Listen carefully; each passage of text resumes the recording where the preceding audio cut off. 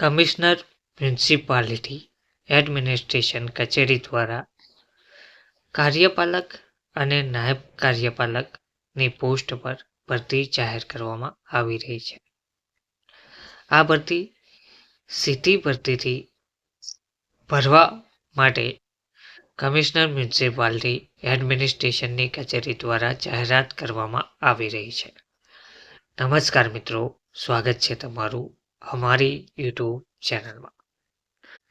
મિત્રો, અલગ અલગ જિલ્લા કક્ષાએ આ ભરતી જાહેર કરવામાં આવી છે, જેમાં ગાંધીનગર, અમદાવાદ, વડોદરા, રાજકોટ, ભાવનગર, સુરત જેવા 6 અલગ અલગ જિલ્લાઓમાં ભરતી જાહેર કરવામાં આવી છે.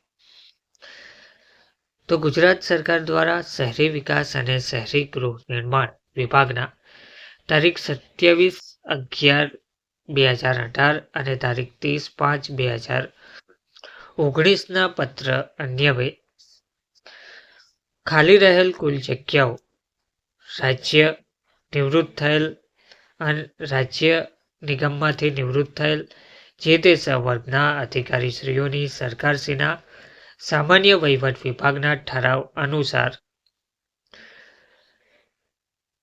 નંબર IM માંથી નક્કી થયેલ અને સૂચનાઓ આપેલ તે મુજબ શરતોને આધીન માસિક એકત્રિત વેતનથી કર્મચારીઓની ભરતી કરવામાં આવી રહી છે, જેમાં કાર્યપાલક ઇજનેર વર્ગ 1ની જગ્યાઓ ભરાનાર છે અને નાયબ કાર્યપાલક ઇજનેર વર્ગ 2ની જગ્યાઓ ભરાનાર છે. તો પ્રાદેશિક કમિશનર નગરપાલિકાઓની કચેરી તમામ ઝોનમાં ઝોન કચેરીનું નામ છે ગાંધીનગર. કાર્યપાલક ઇજનેર વર્ગ 1ની જે જગ્યા છે તેમાં 1 જગ્યા ભરાશે અને નાયબ કાર્યપાલક ઇજનેર વર્ગ 2 તેમાં 2 જગ્યા ભરાનાર છે.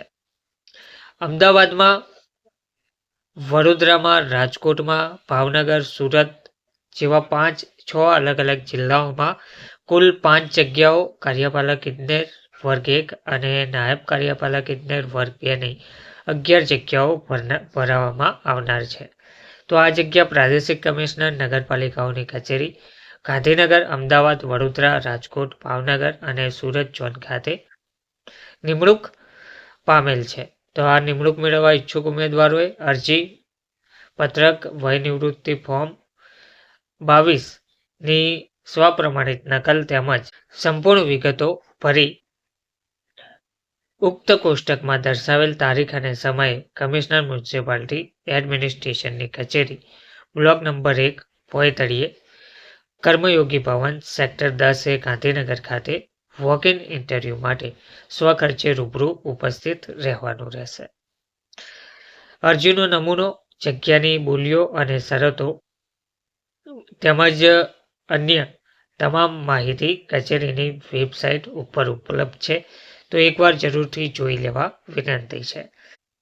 તેમજ તેઓના શરતો આપેલ છે. તેઓના જિલ્લા 10 વર્ષના ખાનગી અહેવાલ સારા હોવા જોઈએ. તેઓ 61 વર્ષથી ઓછી વય મર્યાદા ધરાવતા હોવા જોઈએ. તેઓ સામે કોઈ પણ પ્રકારની કાયદાકીય તપાસ ચાલુ ના હોવી જોઈએ. તો ટૂંકમાં કાર્યપાલક અને નાયબ કાર્યપાલક ઇજનેર વર્ગ 2 અને વર્ગ 1ની ભરતી જાહેર કરવામાં આવી છે. તો ઉમેદવારો વોક-ઇન ઇન્ટરવ્યૂમાં ઉપસ્થિત રહી શકે છે. ધન્યવાદ.